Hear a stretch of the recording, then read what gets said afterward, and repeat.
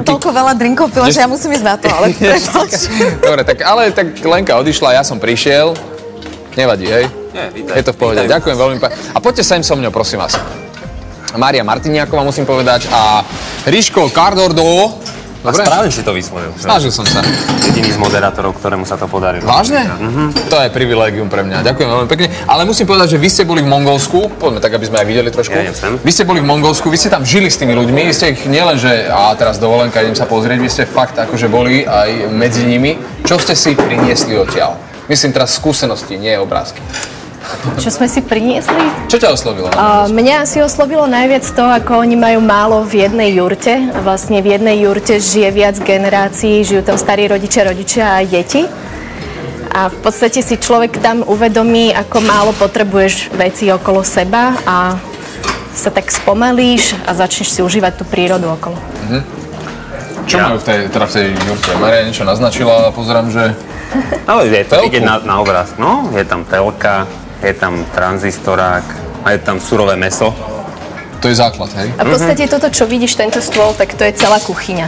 To je kuchyňa? To je kuchyňa, obývačka, spálňa. A kde varia, prosím vás? Tuto to nie je vidieť, to už sme odstrihli, nezmestilo sa do formátu. No. Dobre. Takže okrem tej tradičnej jurty, myslím, že Mongolsko to je samozrejme aj krajina, ktorá je bohatá na históriu. Aj keď oni boli teda kočovní, možno veľa tých stavieb veľkých tam nenájdeme, ale predsa len aj príroda oslovila vás, je taká strohá možno, neviem. No, tam sme práve skonštatovali, že Mongolsko sa veľmi podobá na niektorých miestach na Nový Zéland, lebo je tam strašne veľa krásnych kopcov, zelených, stepí, úžasných miest.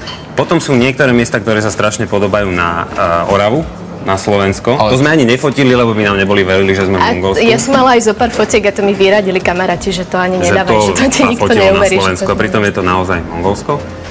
A potom sú tam také miesta, ktoré sú dosť pusté, ako púšť Gobi, alebo rôzne stepy, ktoré sú vyslovene vyprahnuté a prašné a nie je tam skoro nič. Ale tie obrázky sú skutočne veľmi pekné. Vy ste sa zamerali, pozerám, skôr na ľudí, skôr na nejaké reálne, ale aj na prírodu teda. Tak toto je konkrétne jazero Hovsgol, kde som ja bola ako dobrovoľník. Hovsgol? Majka to už vyslovuje aj tak po mongolsky, no. To je dobré, pekné. No. Tak ja som tam bola, pracovala som ako dobrovoľník a toto bol taký pracovný výlet k tomu jazeru. A vy ste ale teda priniesli teda okrem skúseností, zážitkov aj práve spomínané fotografie. Takýto krásny veľký formát uvidíme nielen v Teleráne, ale kde ešte? Ešte v jednom nákupnom centre, ktoré je pri sade Janka Krála. V Bratislave? Je to v Bratislave a zase všetci tí, čo zase sa nedostanú do Bratislavy, tak si to môžu pozrieť na webe, na výstava o mongolsku.sk, kde si nájdú aj veľa informácií o projekte, o Mongolsku. A tieto dve výstavy prebiehajú paralelne? Hej. Takže... A inak pekne sa to volá, že do Mongolska za 10 minút, alebo ako dostanete sa? To je taká výzva, áno. Do Mongolska za 10 minút z centra Bratislavy. Úžasné. Do 21. mája. Takže, milí priatelia. Máme tých fotiek určite veľa, čiže je to také malé cestovanie. Oplatí sa pozrieť. Jo, a ešte jedna veľmi dôležitá vec. Spolu s tými fotkami sme priniesli z Mongolska aj pravú mongolskú jurtu, na ktorú sa môžu prísť všetci pozrieť. Super, tak uvidíme, ako to vyzerá v takej skutočne veľkej jurte, ktorá vyzerá tak pre nás lajku ako stan, ale je to integrálna súčasť života každého dobrého Mongola. Ďakujeme vám veľmi pekne. Do 21. mája si to naši diváci môžu ísť pozrieť. Pred nami je ďalšia polhodina, teraz ešte počasie a potom sa budeme rozprávať o takovej normálnej rodinke. Dobré ráno.